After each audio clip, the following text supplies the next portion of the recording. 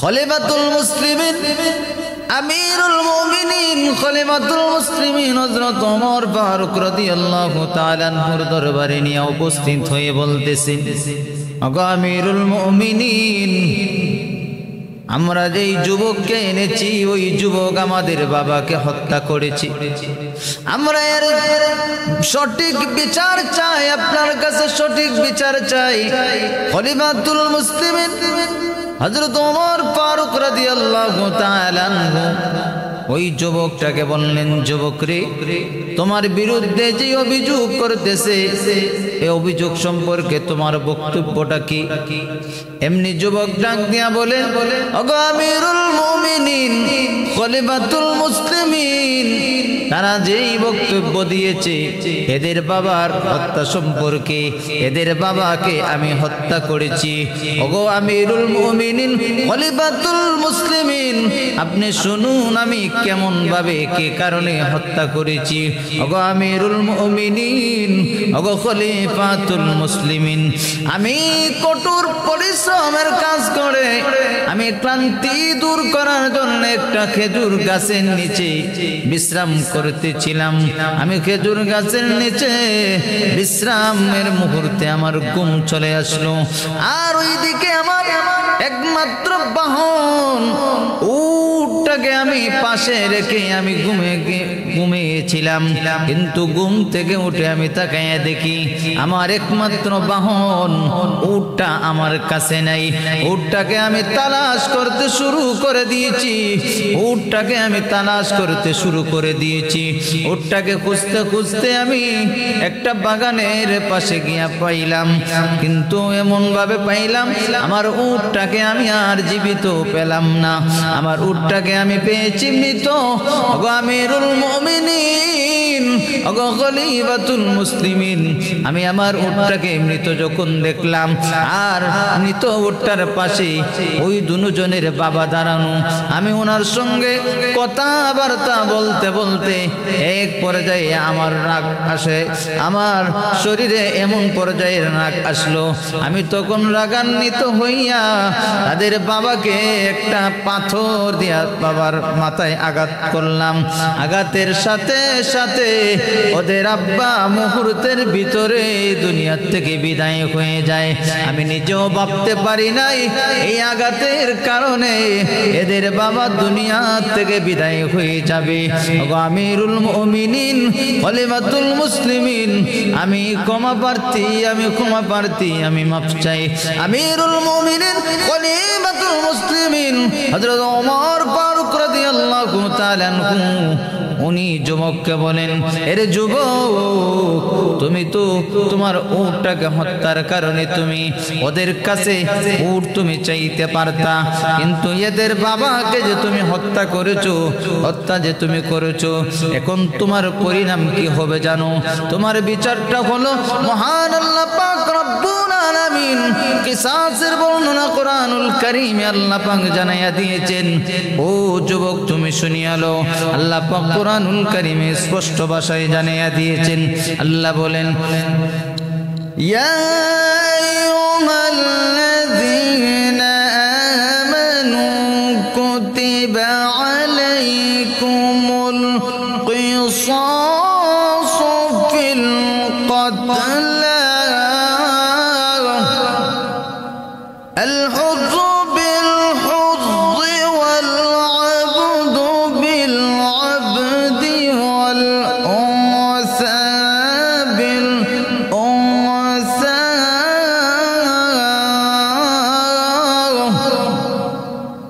আল্লাহর পয়গম্বর আল্লাহর নবীর সাহাবী খলিফাতুল মুসলিমিন হযরত ওমর ফারুক রাদিয়াল্লাহু তাআলা আনহু যুবকটাকে বলেন, রে যুবক, আল্লাহ পাক কোরআনুল কারীমে জানাইয়া দিয়েছেন কিসাসের বর্ণনা, তুমি যে হত্যা করেছো হত্যার বদলে তোমারও হত্যা।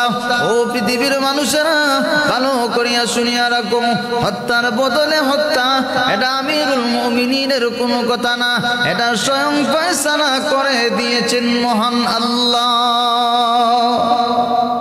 এজন্য হত্যা যারা করে হত্যার বিচার হত্যা করা। খলিফাতুল মুসলিমিন হযরত ওমর ফারুক রাদিয়াল্লাহু তাআলা ওই যুবককে বলেন, যুবক রে, এখন তোমার মৃত্যুদণ্ড।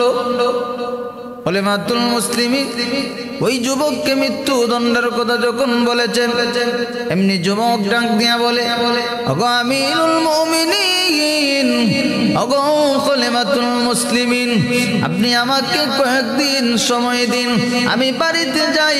বাড়িতে যাওয়ার পর আমার কাছে কিছু আমানত রাখা আছে, আর আমার কিছু ঋণ আছে, আমি এইগুলা পরিশোধ করে ওইগুলা আমানত যেটা আছে আমি ওই আমানতটা যার আমানত রাখা আছে ওদেরকে দিয়া, আর আমার কাছে যারা ঋণ পায় আমি ওই ঋণগুলা পরিশোধ করে আমাকে কয়েকটা দিনের সময় সুযোগ আপনি দিন।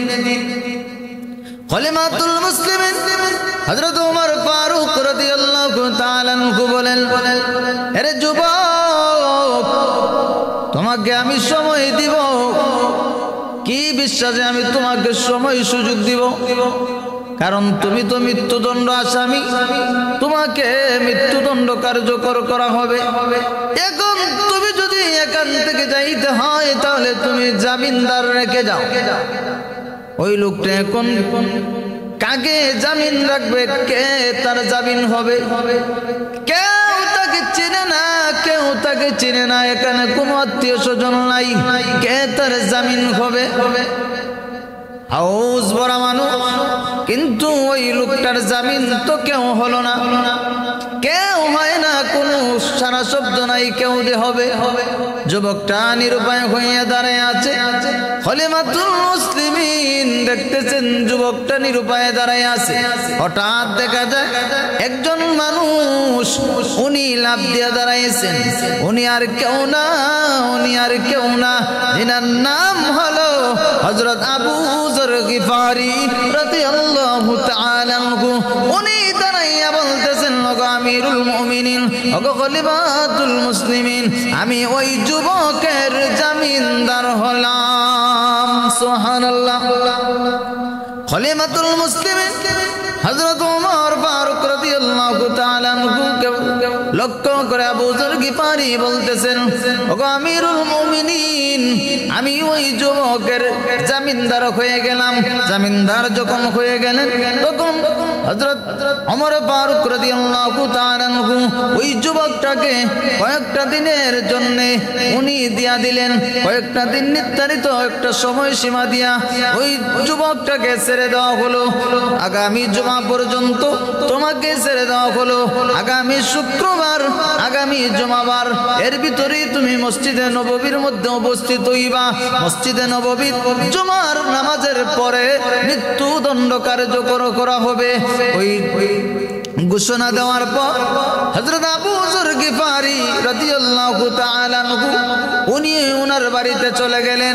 আর যুবক তুফানের গতিতে ঘোড়ায় চড়ে তার মাইলের পর মাইল দূরত্ব তার বাড়ি, ওই দিকে সে রওনা দিয়েছে। সুবহানাল্লাহ। যুবক তুফানের গতিতে তার বাড়িতে রওনা দিয়েছে। বাড়িতে যাইয়া তার মা বাবা এবং স্ত্রীর, নববধূ স্ত্রীর কাছ থেকে জীবনের শেষ বিদায় নিতেছে। তার ঘটনাটা ভালো করে এদের সামনে খুলে বলেছে।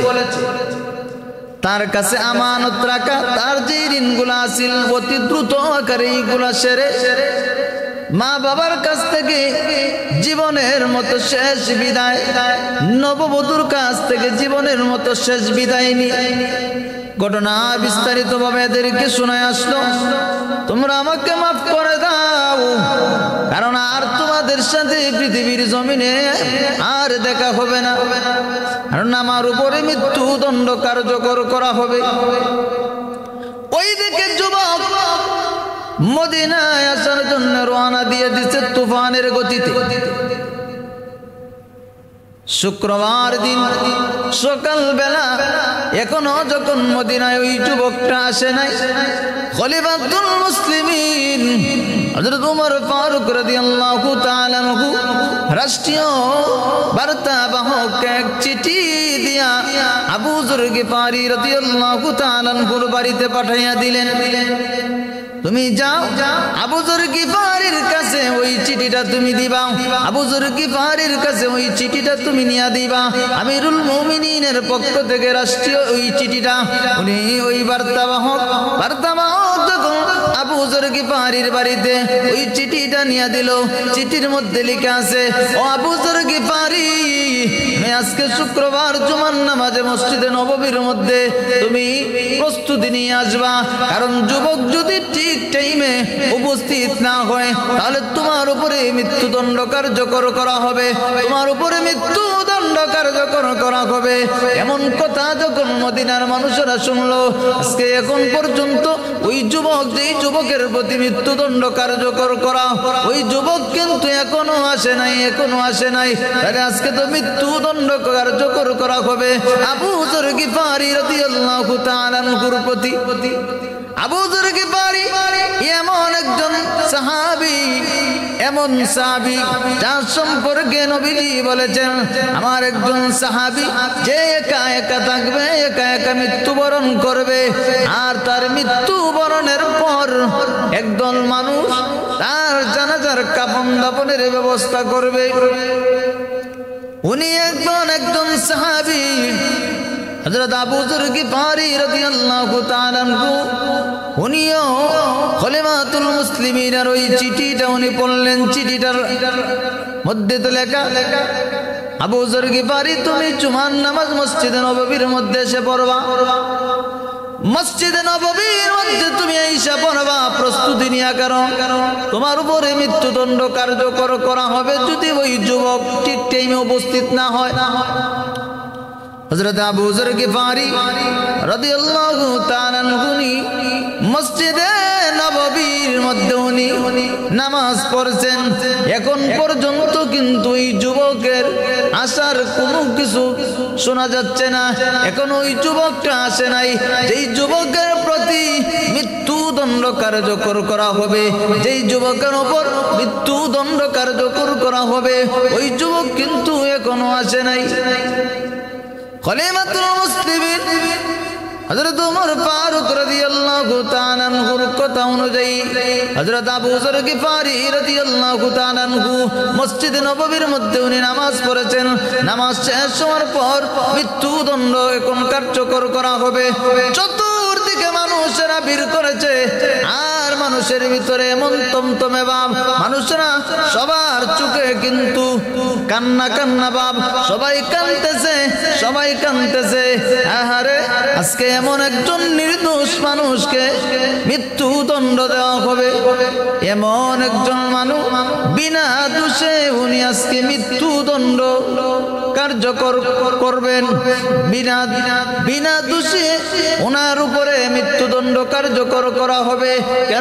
কারণটা হলো উনি তো আরেকজন আসামির জামিনদার, এই জন্য ওনার প্রতি তো এখন দেখা যায় আজকে হয়ে যাবে। হযরত আবু যর গিফারি রাদিয়াল্লাহু তাআলা আনহু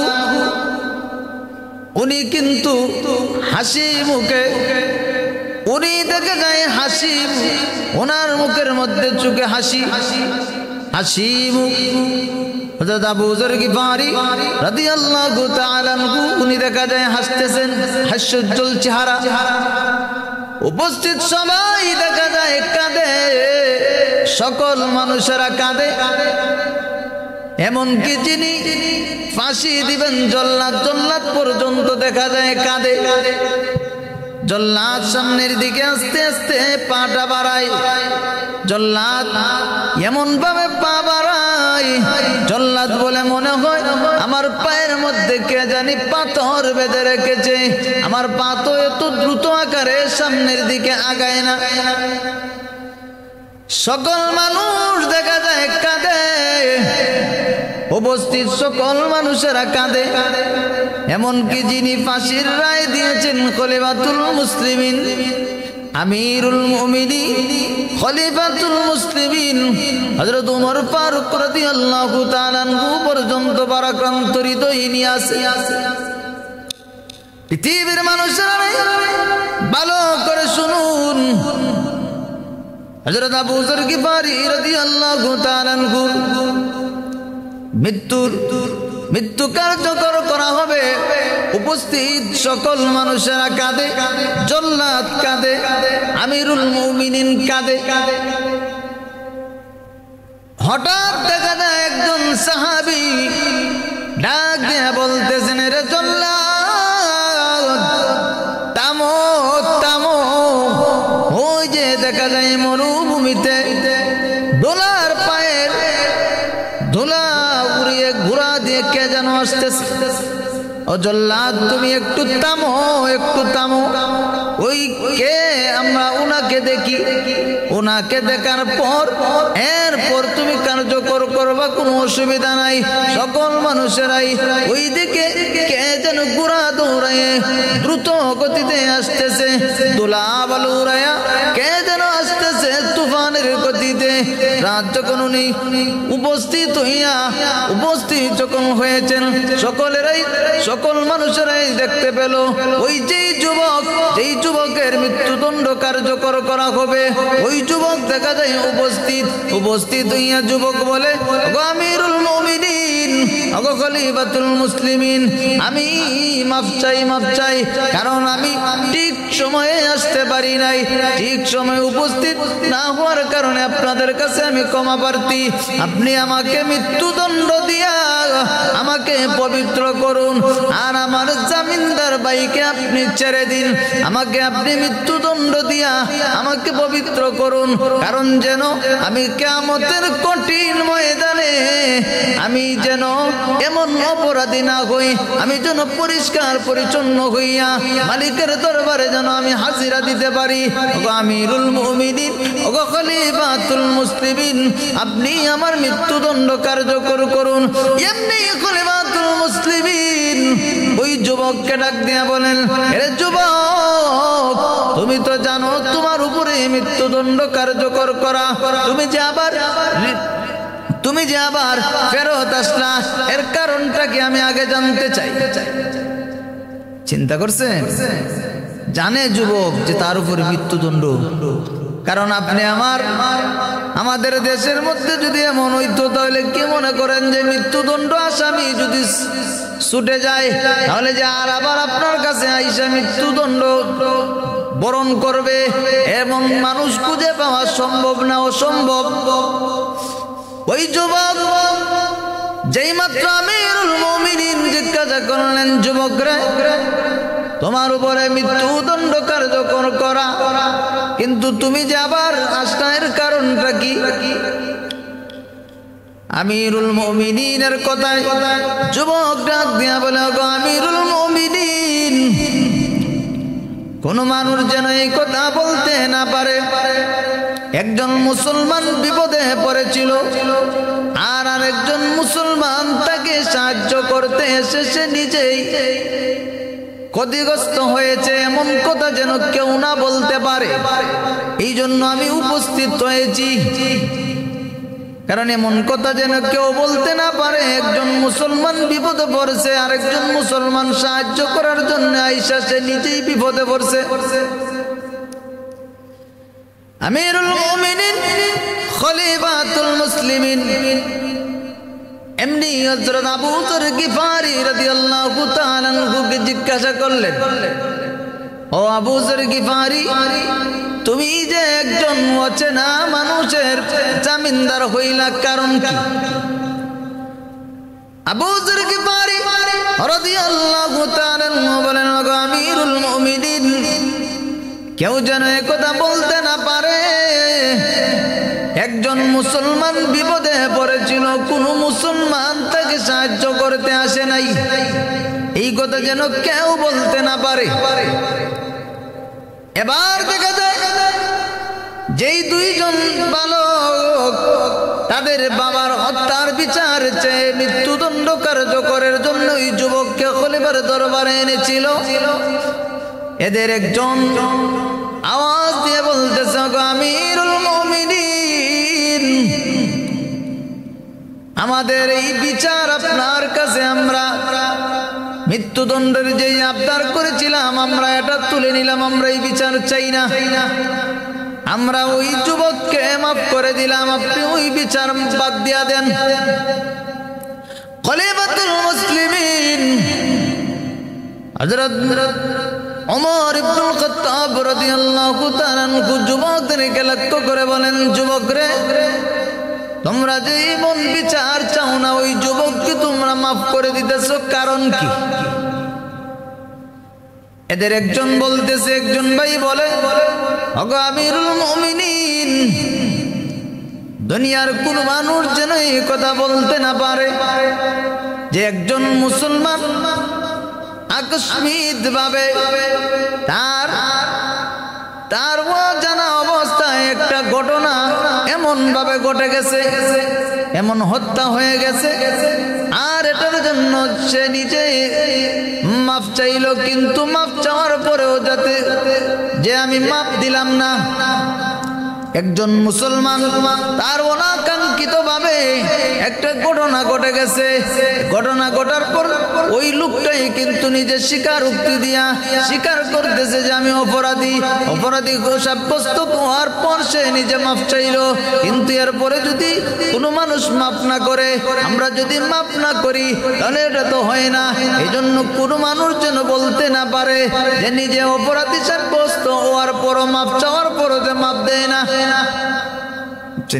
এই জন্য যুবকরা বলতেছে, আমিরুল মুমিনিন, আমরা আমাদের বাবার আসামি, মৃত্যুদণ্ড আসামিকে আমরা মাফ করে দিলাম।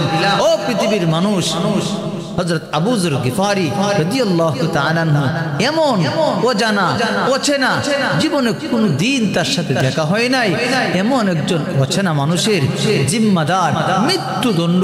কারণ উনি যদি না আসেন, উনার প্রতি যেই লোকটার জামিনদার হয়েছেন, এই লোকটা যদি ঠিক সময়ে যদি উপস্থিত না হইতো, তাহলে মৃত্যুদণ্ড আবু যর গিফারির প্রতি হইতো।